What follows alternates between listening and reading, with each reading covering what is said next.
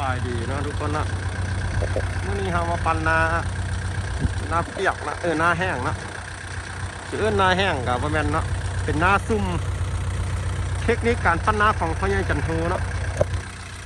เพิ่นว่าปั่นนาซุ่มเพิ่นเฮ็ดมานี่20 ปีแล้วว่าซั่น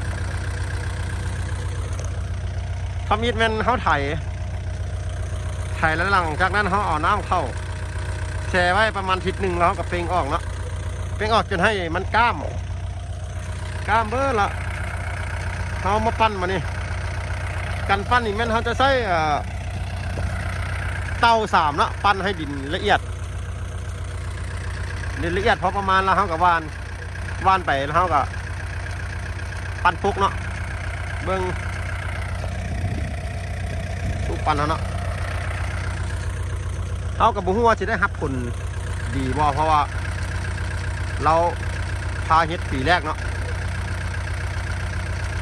แต่ว่าเราหันเฮ็ดมาหลายปีแล้วนาซุ่มนี่นะปั้นนาซุ่มนี่นะแต่ว่าเฮานี่เฮ็ดปีแรกพอความรู้จักเพิ่นนะเพิ่นว่าเฮ็ดแบบนี้มันได้รับผลดีแต่เฮาก็มาติดตามเบิ่งนำกันนะว่าสิได้รับผลดีบ่ถ้าเบิ่งตอน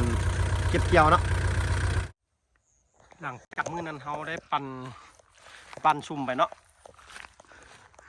มื้อนี้มาเบิ่งว่ามันออกสม่ำเสมอบ่ก็ถือว่า